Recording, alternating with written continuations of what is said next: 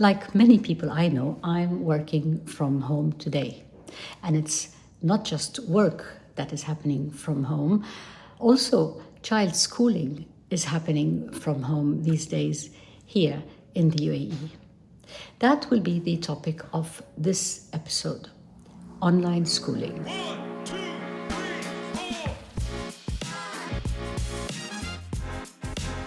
Today's conversation is with Dr. Farah Sarraj. Farah is Chief Administrative and Institutional Affairs Officer at Al Futtaim Education Foundation in the UAE.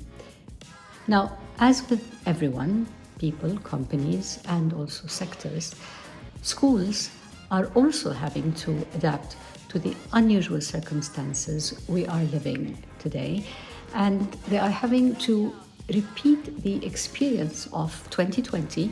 Back then, COVID pushed us to find solutions for doing things that we cannot live without, that simply cannot stop, not for disease and not for words. Schools shifting to online learning was one of the solutions we devised for COVID days. And today, we are returning to that. But how effective is distance schooling? Do our children really get the education they need, or are they just going through the motions taking those online lessons? How much pressure does that put on schools? And what about the teachers? And how much pressure does that put on parents and on the students themselves?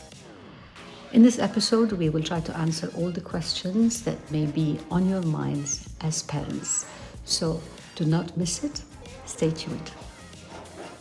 Dr. Farah, thank you so much for your time. I truly appreciate you making this time to come and speak to us and to help clarify a lot of questions that are no doubt in a lot of people's minds at this point about students and learning.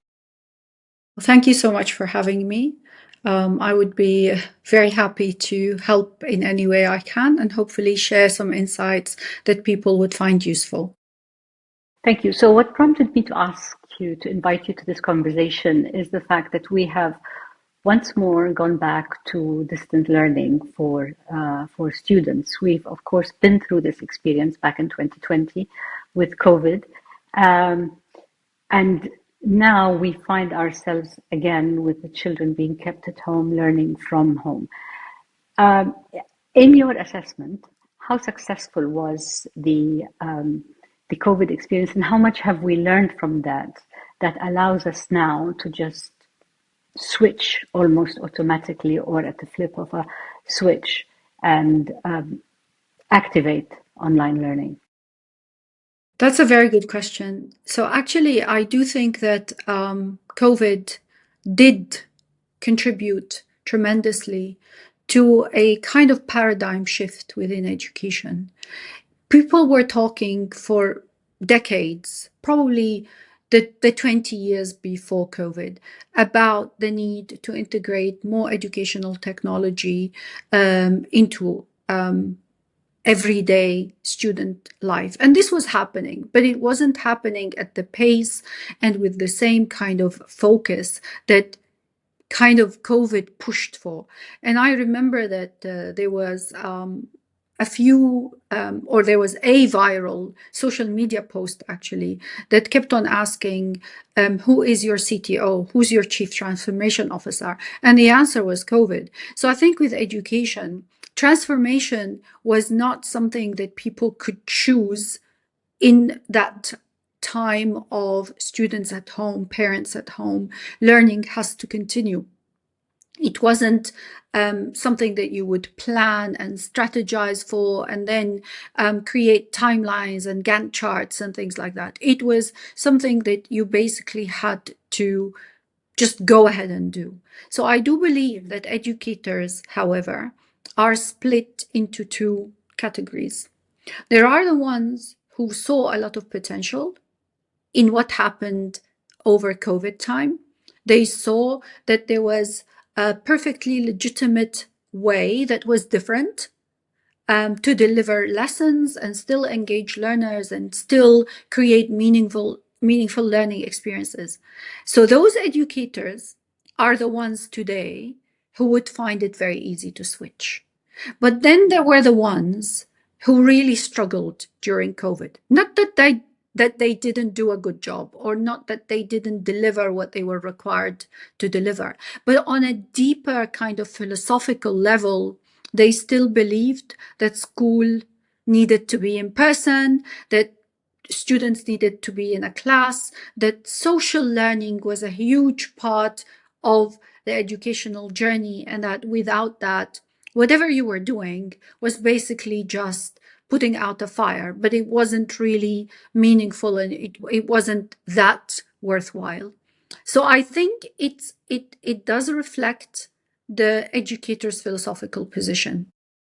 So is it putting out a fire? Is online learning the way it is now, the way that we are adopting and applying it now in emergencies, whether it was a virus, disease, or a state of political insecurity and political instability? Are we putting out a fire? Is it the most effective way to carry on? I will also say, for some educators, they're loving it.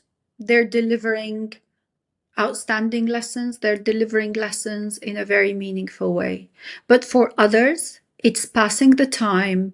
It's a temporary situation, and they can't wait for it to be over. Of course, everyone wants everything to go back, but the quality, I think the quality differentiator is, do I actually believe that I could still engage students at a very high level? Can I still deliver learning that needs deep thinking, that needs critical thinking, that needs evaluative approaches? Or am I just ticking a box and going, okay, we've covered something, it's better than nothing, but let's wait for the real learning to happen when we're back on site. To come back. But it's a whole ecosystem. It's not only the educator.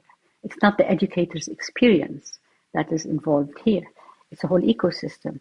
So we're talking about the students themselves, and abilities vary and differ, of course. We're talking about the homes of these students, the parents. Can they cope? Can they not cope? Is the home set up in the right way to accommodate this big change?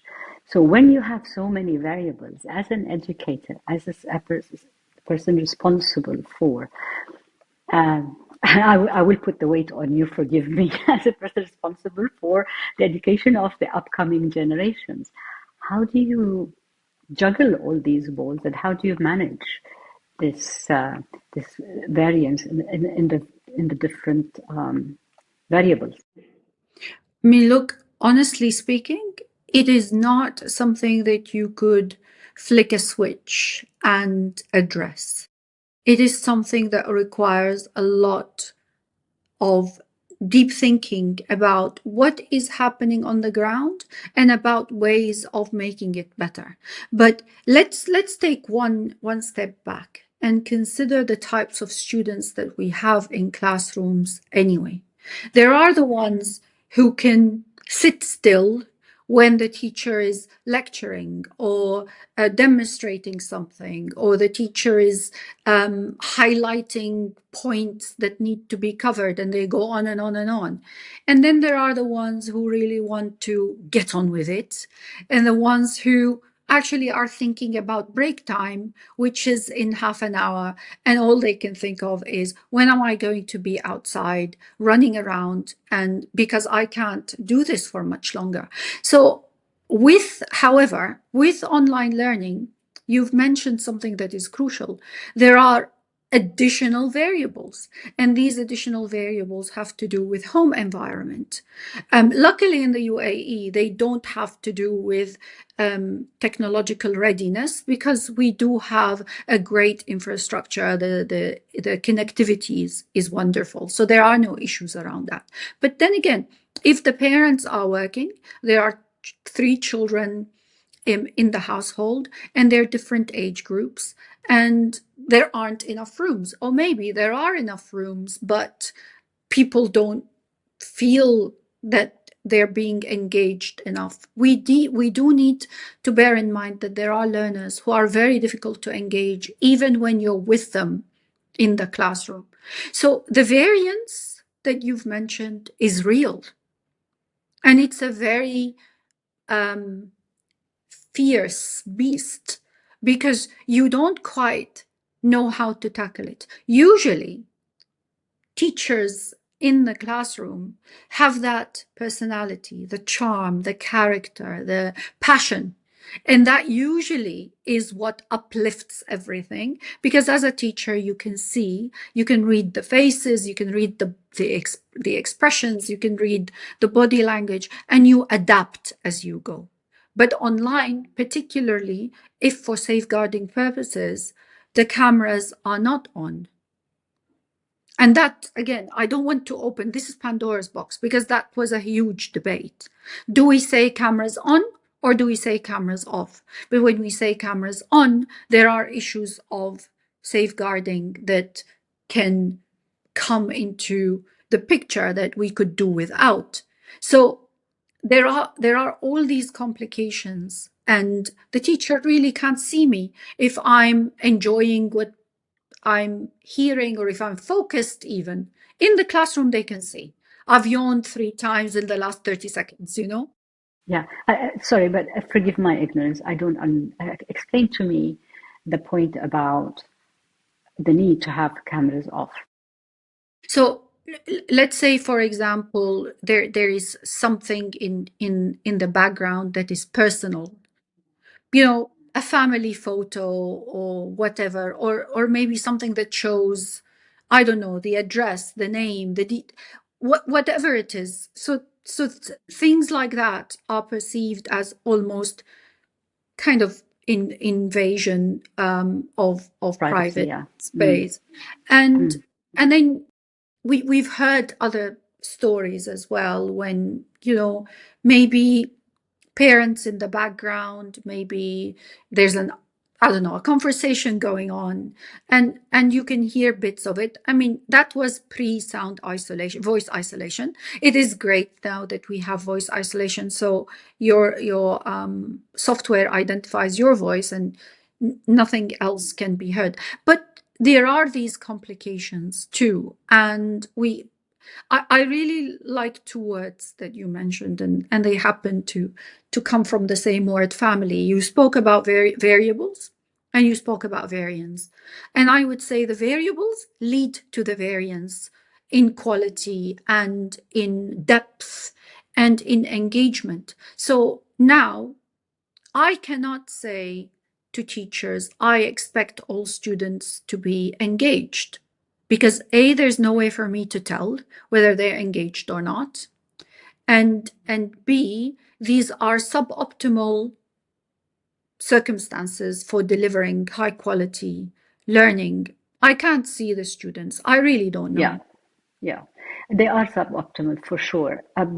But I'm sure that you are working hard at optimizing the experience. I mean, especially if it is thought that this has been successful enough to be adopted as an alternative way of learning, a way of teaching classrooms, not just 1 or 2 students at a time, sometime in the future. So let's start with your assessment, your honest assessment of this experience of teaching whole classrooms online. Would you say that it's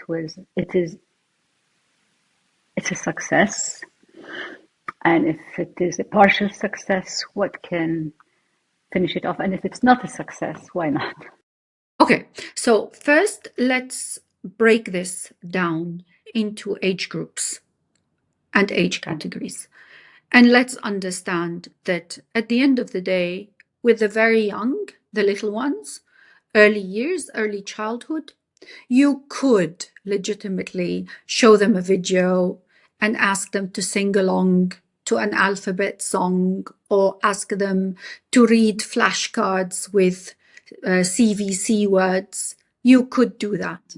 But you also know in your heart of hearts that this isn't how little ones learn optimally. They need to move, they need to play, they need to touch, feel, see, listen. They need to activate all their senses, because at the end of the day, this is the ultimate way that as a growing human, you come to understand the world around you. So this is early years. Yes, you could still get something out of them. And of course, we all know, we've observed children learn from YouTube and learn songs and learn vocabulary. It's effective, but can it be long-term? Because at the But same time, is that schooling? Let me ask you. is that schooling as well? Is that schooling? It can do something, which is better than nothing. But again, this isn't what the little ones should be doing most of their time. And of course, there's not only, and specifically when we talk about little ones, we talk about several areas of development. And of course, cognitive, linguistic are two areas of development, but there's also motor development, fine motor, gross motor, there's movement, there's a whole host, social development, emotional development. So all of these things will not be in a place to be developed optimally at all. So let's move on to primary. And then I would split primary into two groups as well. There's early primary and there's upper primary or top end of primary. There are, of course, in child development terms, there are milestones that children hit. At the age of 7 to 8 does seem to carry a watershed with it. It is a milestone. It is a major milestone. So children above the age of 8 maybe can sustain longer attention when they can focus more on tasks. And maybe they can also be self-motivated, working on self-pacing and working towards a goal. They can be goal-oriented at that age, but of course at varying levels. Again, we're not talking about any elements of additional learning needs. Now let's move to secondary. Again, I can split secondary into two groups. The top end of secondary, these students will probably make the best of an online learning environment. They're very close in age to universities anyway. And we know very well that universities have been hugely successful delivering courses online. And that, of course, marks the boom that we've had recently in online courses that have mushroomed all around us. Even the most prestigious universities are now offering online courses, and actually with huge levels of success. It's not, a lie, or it's not false advertising. They do actually work because you're dealing with adults or people on the border of adulthood who are self-motivated, able to manage their own time, able to work towards a goal. So that's easy. Now, for me, the biggest area where, or age group, where there is risk is adolescence, because there's a lot going on in terms of prefrontal cortex development, all the neurological turmoil that is actually compounded by biological changes too. And of course, sitting at home, staring at a screen, probably even the downtime is also a screen. It doesn't help that it's raining. So, and we know that chemically we need to move, because when we move, all the positive chemicals that our brain needs to thrive, all of these chemicals are secreted when we're moving, not when we're sitting down and sort of passively looking at screens and so on. Saving grace, is probably the ability for students, particularly when you're hosting lessons online, the ability for students to connect socially. So when you send them into breakout rooms, so within a Teams meeting or within a Zoom meeting, you then create breakout rooms. So it mimics the kind of social discussion that happens in the real classroom. So that's a whole different level of skill that teachers have had to learn and adapt to and adopt. So how much support do schools give teachers in that way? So let's also say there are schools that did so well during COVID, and it sort of embedded practice within their daily routine. So I'll speak for our teachers. Our teachers do these things because they did them before. They worked. They spoke to each other about all of these possible solutions for addressing things like loneliness when you're online and not being able, the social learners not being able to access views from other students and so on. So teachers who were with us during COVID times, actually particularly here in the UAE, because I must say that the UAE did a great job across the board during COVID. I don't want to be quoted on this, but I do remember something quite alarming as a statistic that was published at some point in the UK about the number of hours that students were spending on online learning. And if I'm not mistaken, it was like 5 hours a week, which is barely an hour a day, whereas the UAE was running school full time.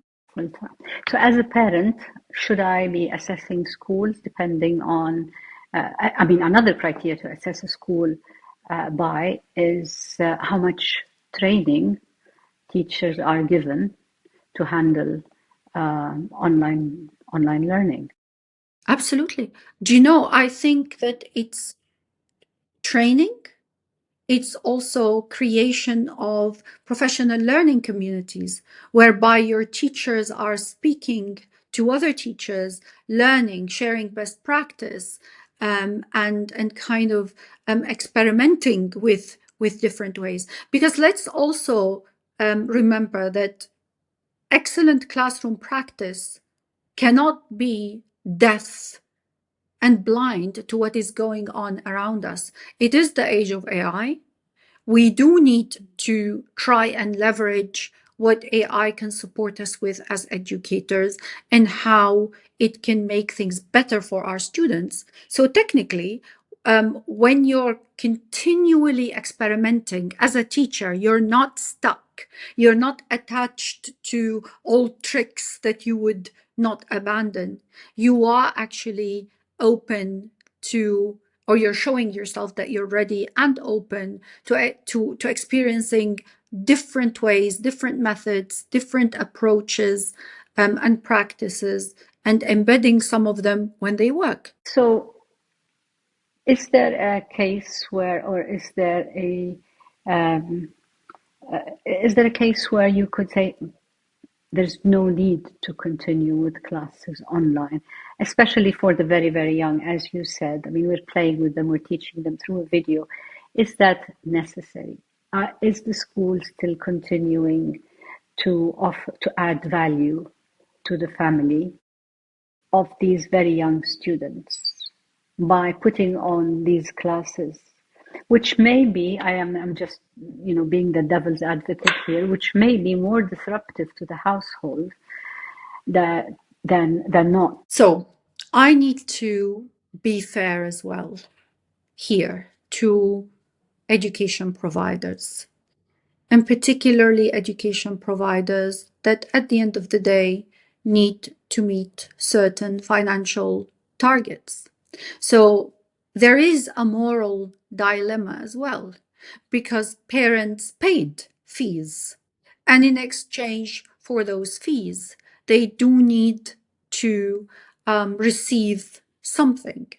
And at the same time, whilst we can easily say that maybe for the little ones, that song that they participated in, or that story that they listened to along with others from the same class, maybe didn't contribute tremendously to their learning, but at the same time it gave the organization some credibility in terms of, we understand, we honor the fact that you paid fees, and this is what you're getting in return. Because the alternative is, well, we're going to not charge you, and that doesn't work, because again, there's a ripple effect, right?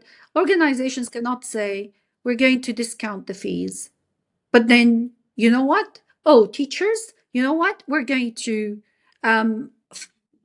cut your salary. And you look at that and then you think, no, that can't be right. Educators shouldn't be treated this way. But then how do I balance all of these things? I do think that there is no right or wrong answer, but because we are dealing with an educational system that is funded by parents, it is not government funded. So here, the stakes are much higher for education providers. And we have to be empathetic. We can't, I mean, in all fairness, from my perspective, I cannot say it's all about the teachers, or it's all about the families, or it's all about the students, or it's all about the education providers. It's about everybody and trying to balance everybody's best interests. Again, it is an ecosystem, and I mean, now more than here, more than anywhere else, the ecosystem needs to work together because it's a common interest, and the common interest is the education of this generation. So, how do we do that? We cannot cut out the teachers completely, because then if we lose them, that's it. There's no one to educate our children. You cannot expect the parents to finance without getting anything in return. But maybe we can think of something else that they can get in return, or maybe some credit for the future. Or parents need to be empathetic, as you say, to ensure that teachers still earn a livelihood. Schools need to be empathetic in that parents need to get something in return, and it becomes truly an ecosystem where everything feeds off another, and the realization that it's a common interest, I think, is the only way to ensure its success. I have heard a lot of parents saying, oh, we're not getting what we paid for, this is not, why are they still charging us fees when our children are not going to school? And I've also heard that some schools are pushing to go back because they want to avoid falling into having to answer to parents who want value for their money. And so there has been some horror stories I'd heard. I don't know how true they are. I'm not going to repeat them because I don't like to spread negativity or rumors, but of really half-cooked solutions to bring children back at the risk of their safety, but just to avoid confrontations with parents. And again, I think I've used the word empathetic maybe twice, and I'll use it one more time. I think this kind of approach is the only approach that works. When, as a parent, I'm making a request for a discount in fees, I also need to understand what that means for the organization and then for the teachers. We also need to understand that there is a global teacher shortage. There is, in general, a sentiment amongst young people that maybe education is not a career that they want to be part of. And as the world evolves very quickly, and as we establish that it's actually not about information and knowledge acquisition, it's more about guiding, shaping, critiquing, answering, challenging. It is so funny that sometimes AI is cast in the light of the ultimate yes man, because it always agrees with you. It always congratulates you on a fantastic question, and it rarely actually stands its ground. But actually, teachers, and the best teachers, challenge you. Not only challenge the idea that you put forward, they challenge your thinking and what led you to that idea. And it can be life-changing. You can actually change someone's life and future because you, as a teacher, as a person providing care and guidance, you were able to help them pivot or help them reshape or rethink or reconstruct certain ideas.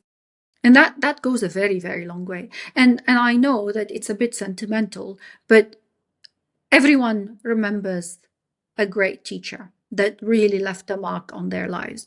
Not because of, oh, they taught me, I don't know, Pythagoras, and I was able to ace all my maths exams on that basis. Not because of knowledge, but it's because of a value that they taught you, or a solution. It's the connection.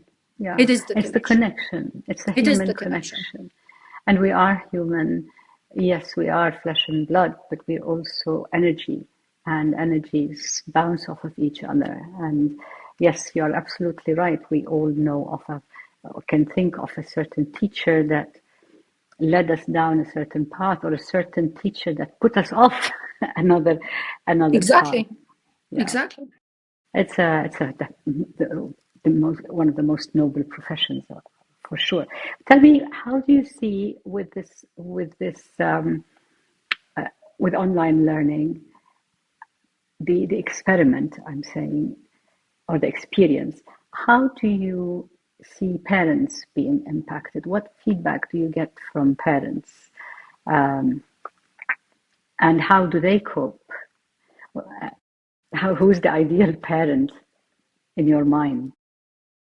Okay, that is a very difficult question, and I'm not going to answer it. I don't think I have the answer for it, but I hear all sorts of things. So there are the parents who are kind of experiencing this with their children, and they're a bit impressed because they didn't know what their children were capable of. So there's that.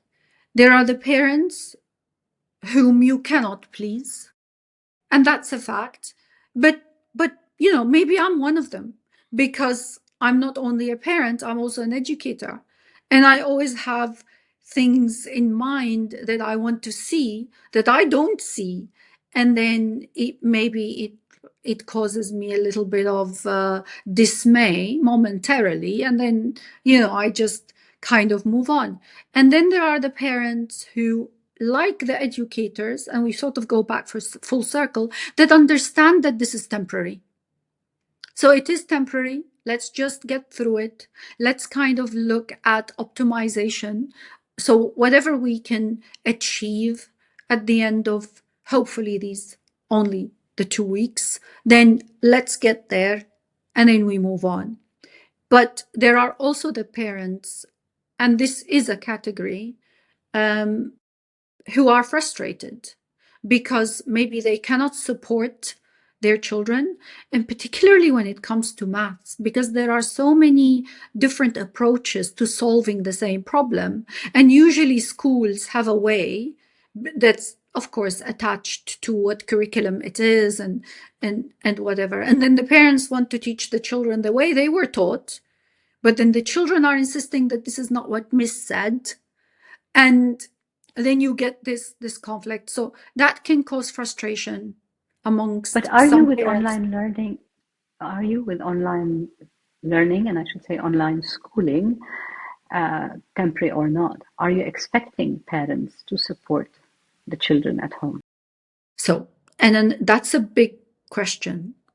And the answer is you shouldn't be, But then there are realities, because again, unfortunately, our schools, not our as in, I'm not talking about our as in the UAE's, I'm talking about our as a human, this human school model, unfortunately, is all about the adult knows, the child doesn't. The adult guides. The child can ask questions. The adult will give guidance or tips or pointers, and then the child will implement and then come back and ask more questions and so on. And it's actually not really the right thing to do. Actually, schools should be environments where the children ask, the children lead, the children question, and the adults have to work with the students and facilitate. So now I'm now wearing the hat of an education futurist. I don't see the model of education that was probably propagated in Victorian times or around the time of the Industrial Revolution. I don't see that it is serving the purposes of society today at all. Back How then, would you like to see it changed? I Paint would me a like, picture. okay, I would like to see something that is driven by curiosity. If we talk about the human genesis story, curiosity is right there at the very core of the story. We are driven by curiosity to explore, to find answers, to seek, to actually step outside of ourselves, our comfort zones, sometimes where we live, sometimes even the whole planet. What pushes you out is this instinct in you as a human to explore and be curious.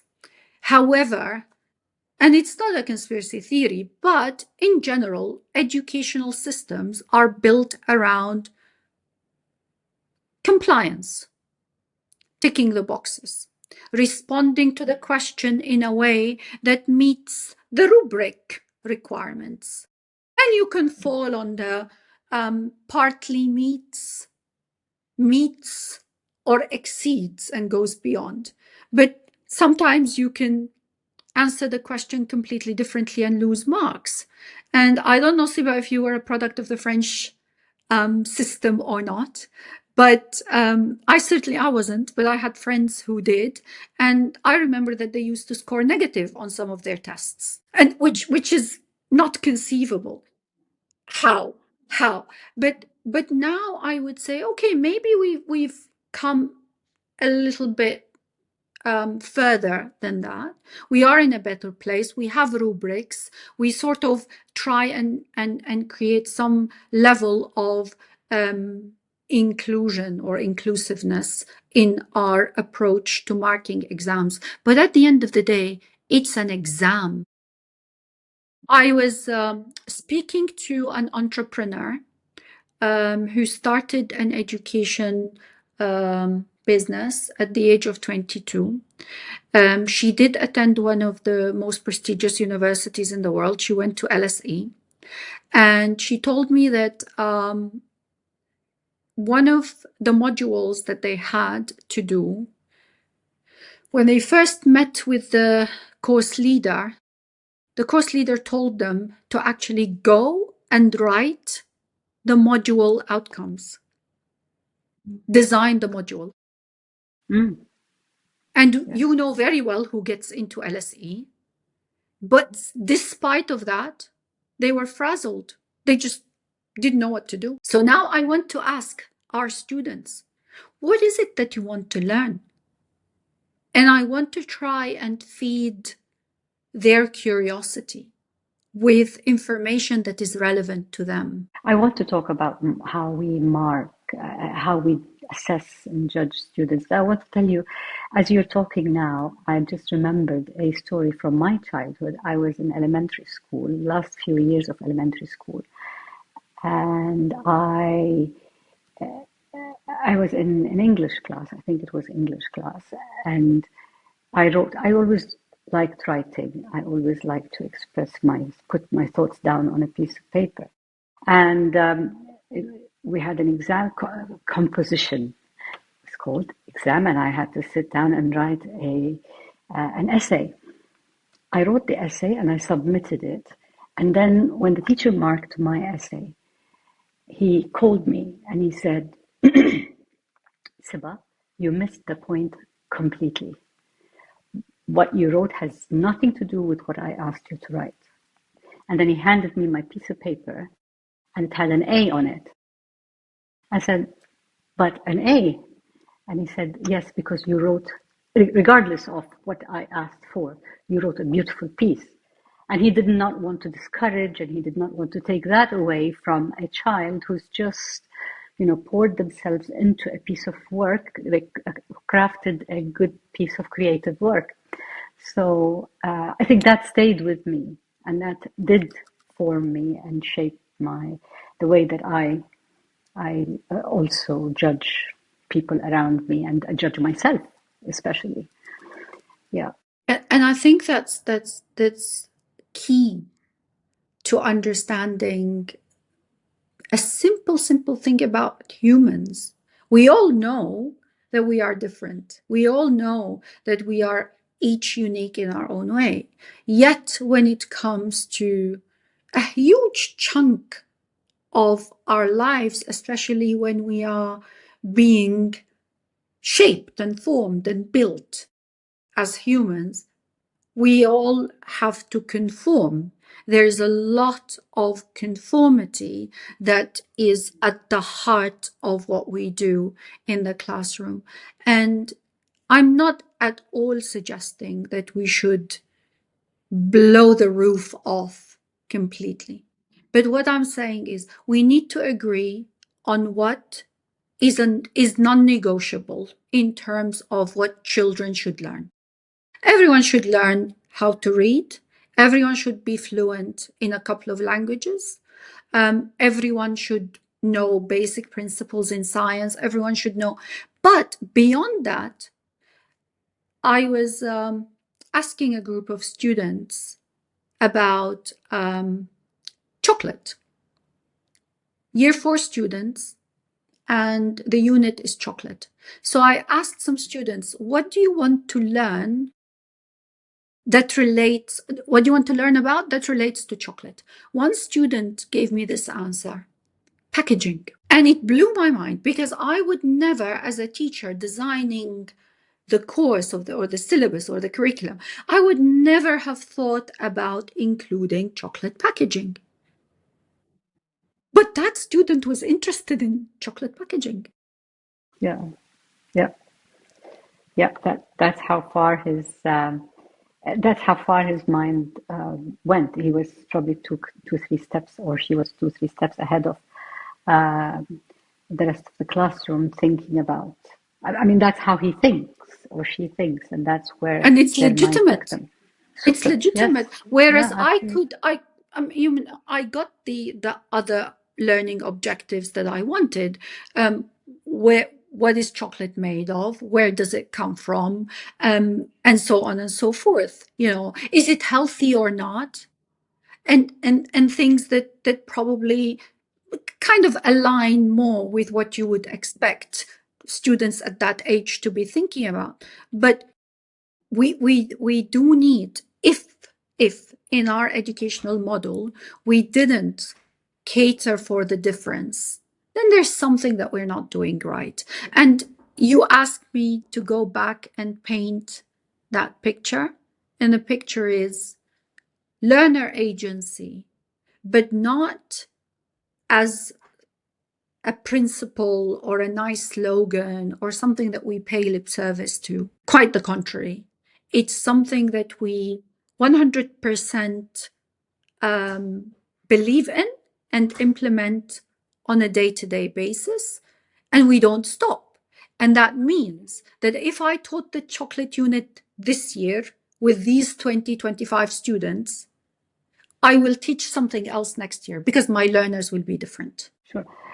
And schools are quite, I can understand if you have 25 or 30 or 32 children in the same group and you're trying to teach them all within a certain time limit and you're trying to control the whole environment. It's very difficult to remain attentive to individual needs or individual feedback and output. But at the same time, schools are sometimes seen as a traumatic experience because of punishment or because of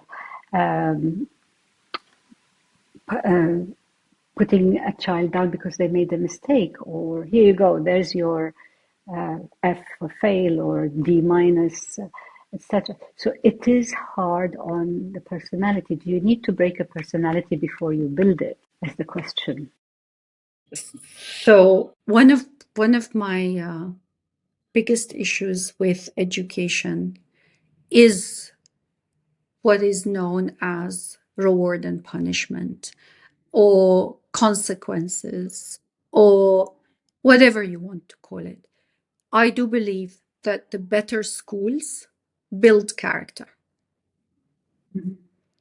And by building character, it means you're focusing on supporting children understand themselves, understand boundaries, understand where their personal freedom ends and where others' freedoms begin, and understanding how to be better humans day in and day out. Now, this isn't easy because transactional kind of reward and punishment model is easy. You do this, I give you that. Yeah. You pay money, you buy a product. You put in 6 hours of study, you get a good mark for that test. It's easy. Transactional is easy. What is difficult is actually taking students on a journey of self-discovery, understanding, and also role modeling good behavior to them. So I, as an educator, tell them not to shout. I can tell them not to shout all I want. But if they hear me shouting, then that's immediately going to be sending a message that I'm not living what I'm teaching you. I'm not a fan at all of this Pavlovian model. And I know that the alternative is quite taxing. It's very difficult, but it can be done. And maybe the advent of online schooling, maybe, do you see it as a catalyst for the changes that you would like to see happen, or it could be a conduit to change as since you're changing? So definitely, and I go back again full circle to something that I used at the beginning of our conversation. I did say paradigm shift.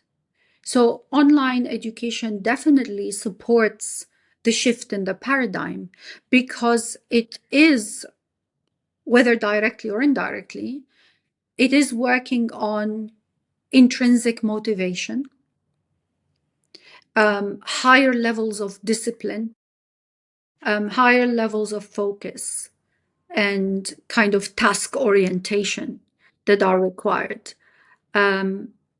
And of course, it is set in an environment that we are talking now about a generation that I consider third or fourth generation digital natives.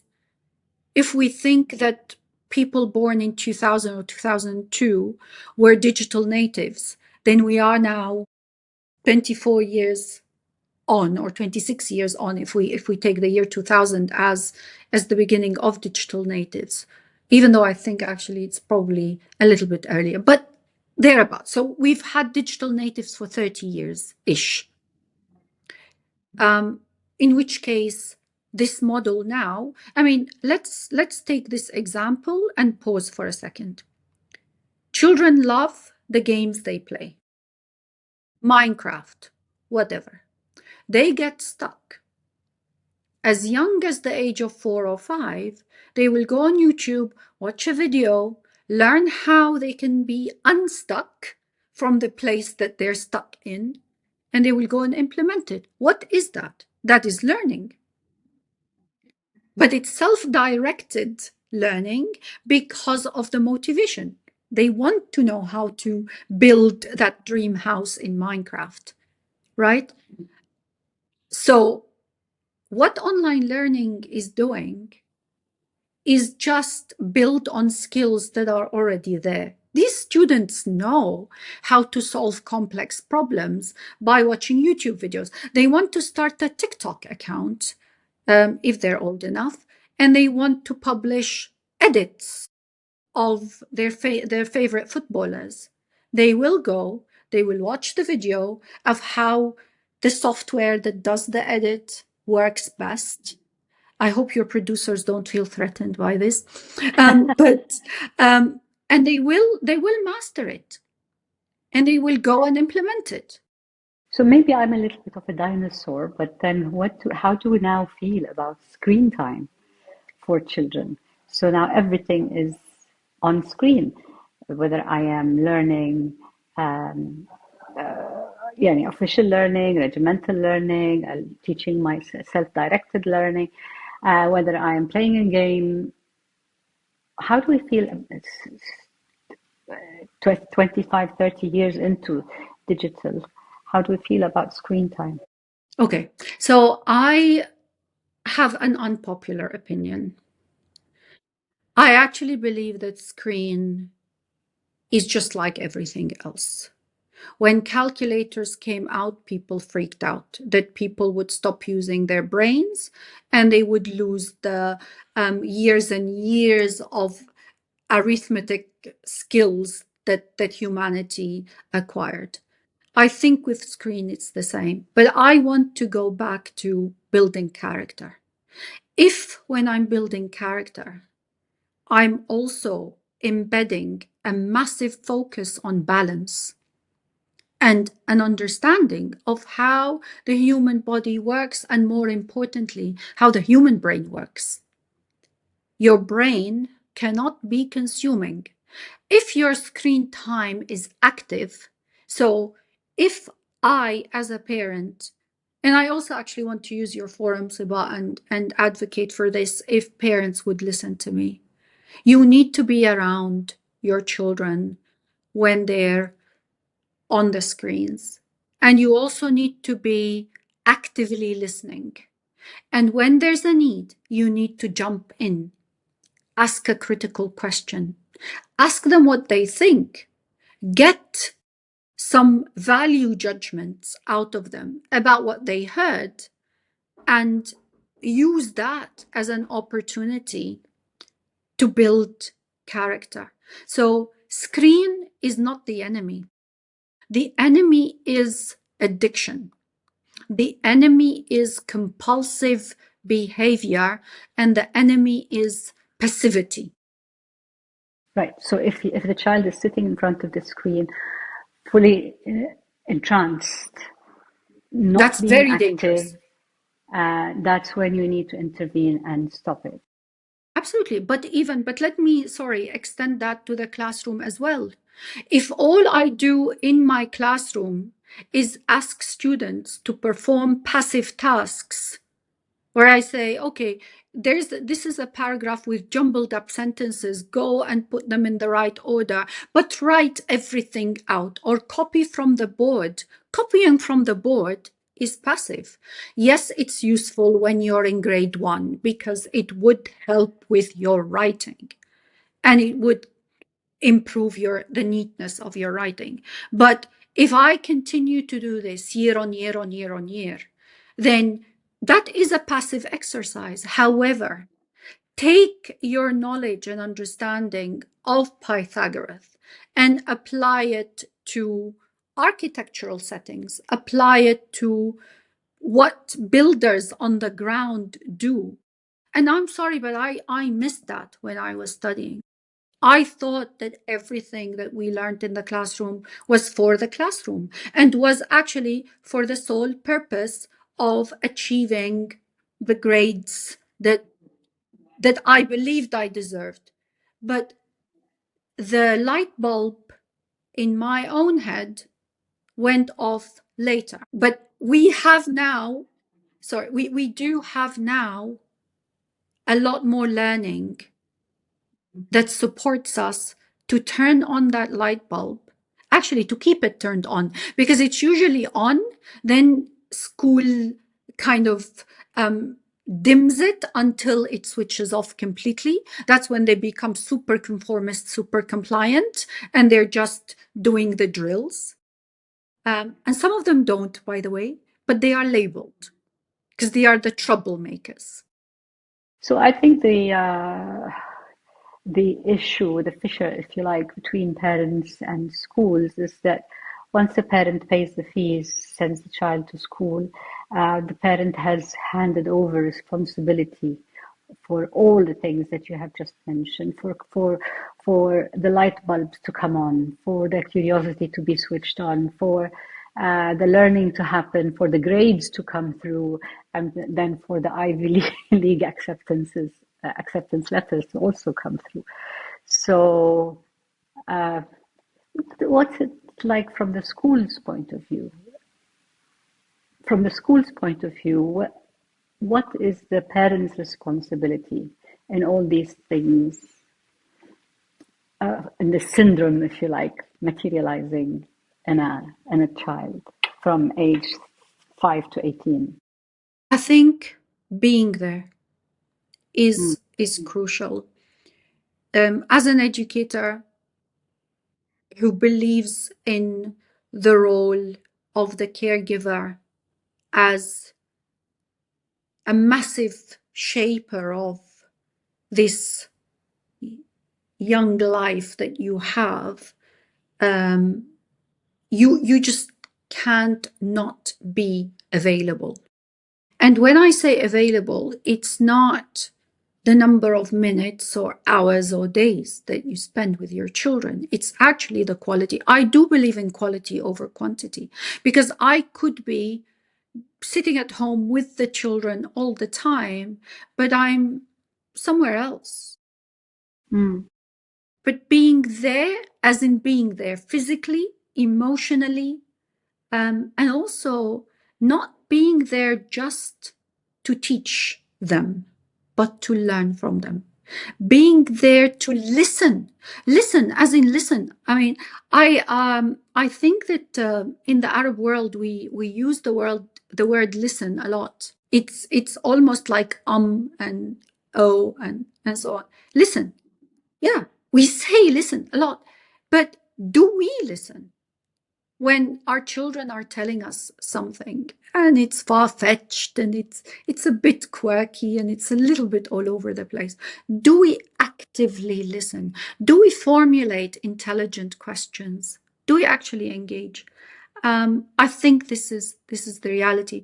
And I remember when one of my boys was probably 5, he said, "Do you know what the biggest desert in the world is?" And I said, "The Sahara." And he said, "Absolutely not. It's Antarctica." And it is Antarctica because the definition of desert is no vegetation and no rainfall. And guess what? Antarctica is no vegetation and no rainfall. There you go. And he taught you something. So, and I was so adamant that I needed to emphasize that. Thank you for teaching me.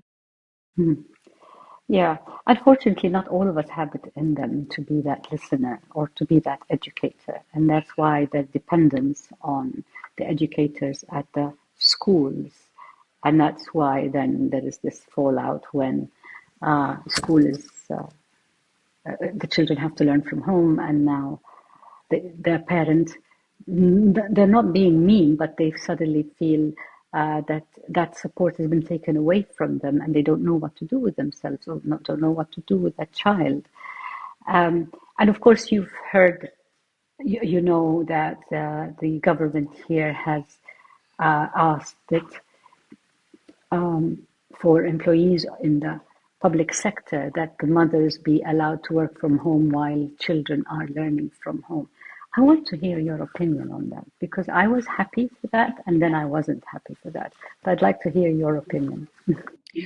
I mean, look, I do think that with this one, it really depends on the circumstances of the working mother or the working father and the nature of what they do. Because if the nature of what they do requires them to be in meetings the whole day, then they're physically maybe around and they're in the house, but they cannot kind of shape or redirect or give advice or step in when necessary. So the only thing that it does do, however, is give the children this safety net that at the end of the day, mom's home, dad's home. I have an alternative. I have someone I can ask. So from that perspective, allowing working parents the opportunity to be working from home goes a long way. But Yes, on a the lot of other parents hand, will think if I'm there, but I'm working, then I'm not fully there for them. But you, I think you told me the story of the experiment where they had robots standing behind children. and Tell it us that. works. And it Please works, yes. tell us Yeah, the whole so experiment. there was a study. I mean, it was more in relation to students with identified elements of attention deficit hyperactivity disorder, ADHD. But they found that having a robot that was just standing in the background, whilst these students worked on school projects, they noticed that their productivity increased tremendously because of a presence, because someone was there. And I used to say that a lot actually in relation to language. Performance puts you on your best linguistic behavior. And that's why we notice, quite interestingly, that some students would stumble on words in class, but put them on the stage. I mean, yes, they will have rehearsed a little bit, but you put them on a stage and a next level of language comes out. So performance, humans in general like to perform, and you perform to an audience. So when you're on a stage, the best of you comes out, the best of your abilities. And that's why the robot in the background creates that kind of competitive, performative need for the person to be at their best behavior. Yeah, I'll give you an example from my life. I'm a TV presenter. I'm a news anchor, and you sit me down in a salon with a lot of people, and you tell me to tell you the news or to speak to you in Arabic Fusha, and I can't put 2-3 words together. Put me in my studio and put the camera in front of me, and I will sit there and I can talk for 10 minutes on end. So yes, yeah, absolutely. Performing does bring out the better side of our linguistic ability. I can speak from experience. Definitely. And I think in the age of AI, oracy, which is a British coinage, I don't think Americans use it a lot, but it's the ability to listen and the ability to articulate. So oracy is a very valuable skill. And that's one thing we don't do. I remember when I first taught GCSE English back in the UK, there was an oral exam. And the oral exam was split into 2 parts. There was an individual oral and then there was a group oral. I loved the group oral because it was thinking and articulating in real time.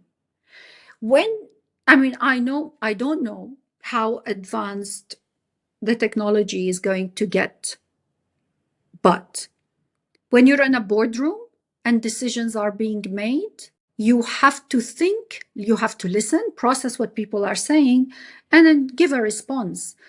You're not going to get the time to put it into your AI bot and get guidance. So that's oracy. And I don't think we do enough of that.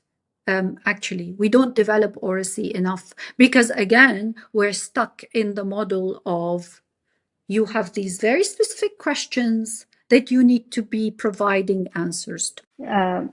I have two important questions that are fighting each other to come out. I, I want to talk about artificial intelligence before we end this, because it would be a miss if we didn't. But I also want to talk to you about, because you mentioned people or children on the spectrum or learning ability or neurodivergent, these special needs students. How do they fare in online schooling? How are they faring, and how are you managing their needs? So that's also a very important question, and this is where the variables become quite make or break in certain ways. Certainly with ADHD, the issue is always when that inattentiveness hits because of sensory overload, because of too much going on, because of no active breaks, and because of no brain breaks. So these students actually may fare quite well with online learning because they can get up, go to their kitchen, get a cup of water and come back. They could, I don't know, go to their garden, jump or do something or scream and come back. Maybe again, but it all depends also on whether or not I have given these students the tools. The latest actually techniques for dealing with students with ADHD is to actually ask the students to provide a menu of things that they need when they notice that their attention is slipping. But unfortunately, this isn't what we do. Most of the time in the classroom, you notice that the child is slipping, and you know or you suspect, and by the way, as a teacher, you will know that they have ADHD or elements of it.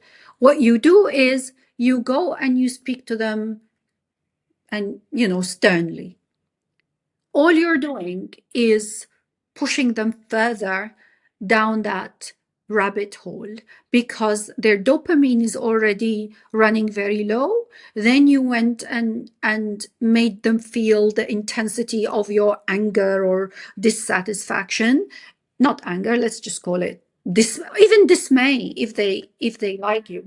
That will deplete their dopamine even further. So the best approach actually is to identify those students and ask them to list a number of things that they could do that would help them gain the attention back. And it's fascinating when you see that so many students actually articulate it well. And they say, if I have something in my hand that I can play with, like a fidget toy, some of them say, if I can leave the classroom for a few minutes, wash my face and come back. Some of them say, if I can, run or jump a little bit. But I don't think that our educational system, again, is that mature yet. But it should be. Because this is science. This is science. This is brain science. This is neuroscience. This isn't whatever we used to do in the 90s or the early 2000s or even 5 years ago. Give them a menu of things that would support. Actually, some of them will say, have a snack, because that also helps. But that's continuous education for the educator. That's continuous teacher training. And so what I'm coming out with now from this conversation is the good school is the school that is continuously training their teachers, upgrading the system, the modules within which they are working, because as you rightly say, the science is changing us very quickly. Our understanding of how the brain works is so fast these days that we really need to. We don't have enough time to type out a process that we have to change it and adopt something new. I just wanted to add, conversations are very useful. Right. Conversations with the teachers. students. With teachers.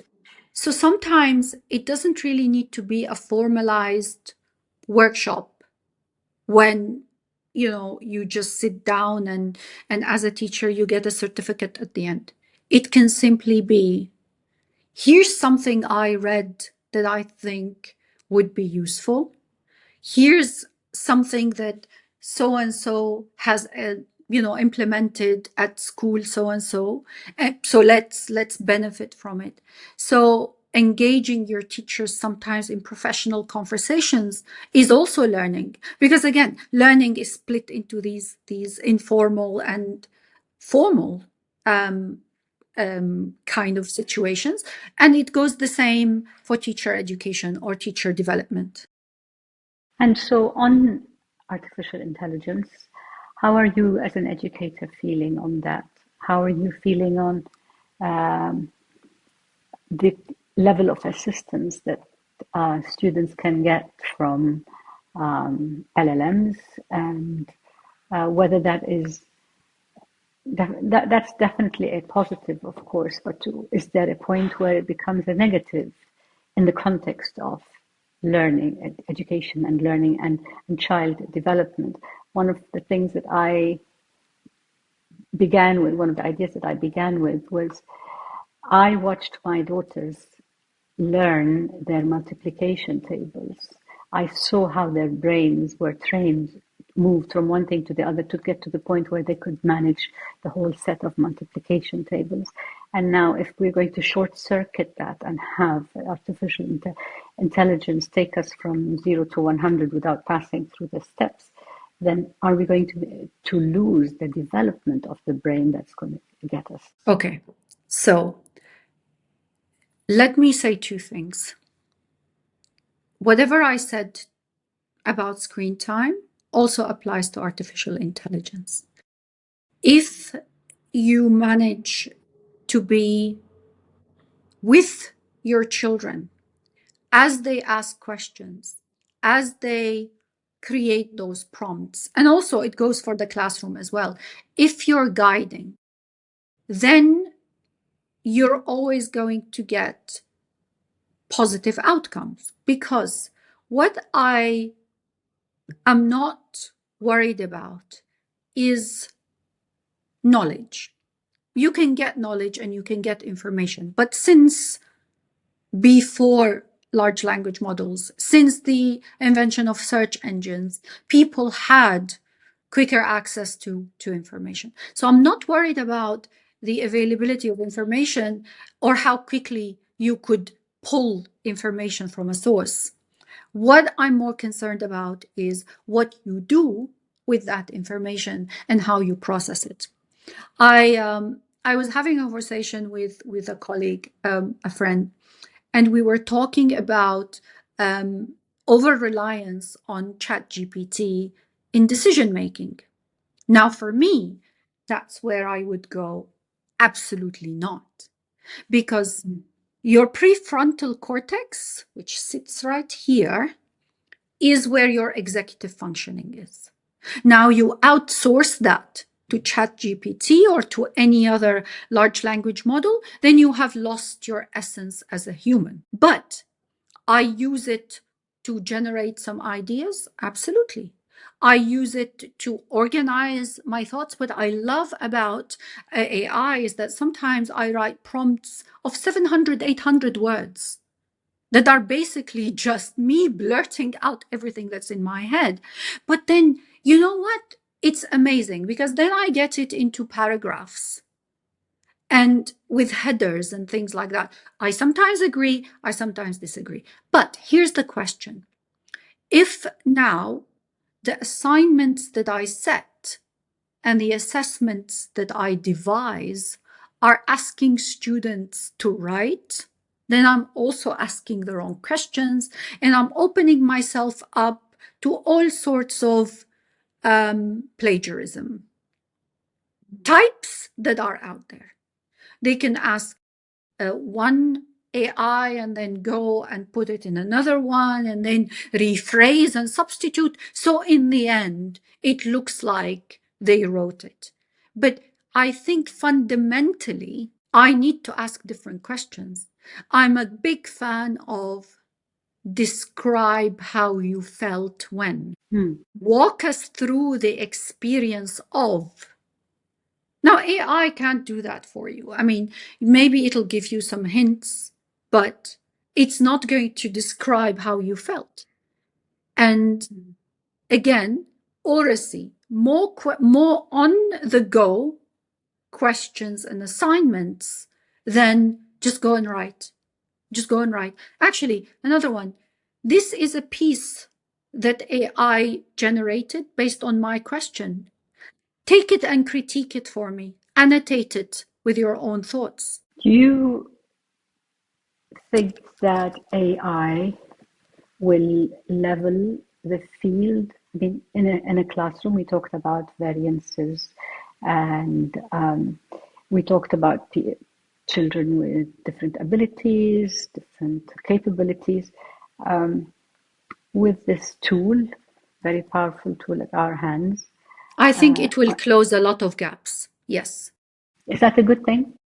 That is a good thing, because if I manage to, again, get the basics right, as in literacy, numeracy, and let's also distinguish between cases where there is a fundamental cognitive issue versus cases where the issue is more behavioral. If I may underline this, ADHD is predominantly behavioral rather than cognitive, because you could have great abilities from an intelligence perspective, but your inattention makes you get answers wrong, right? So in this case, what I believe the issue is emotional dysregulation, or dysregulation in general. You can't control, and you get low mood, you get kind of just fed up, you get up and you leave, and it's more behavioral. But when we are talking about serious cognitive issues that are diagnosable and can lead to issues with normal kind of, I don't like the word normal, but whatever, typical brain development and cognitive development. For example, the inability to acquire language, the inability to speak or to speak in full sentences. That's a little bit separate. And there are other conditions also that require medication, but I don't want to get to that. But to answer your question, will AI not help with students who have certain additional needs or need an additional push? Absolutely. Can I say something about ADHD? ADHDers have chronic task initiation issues. Okay.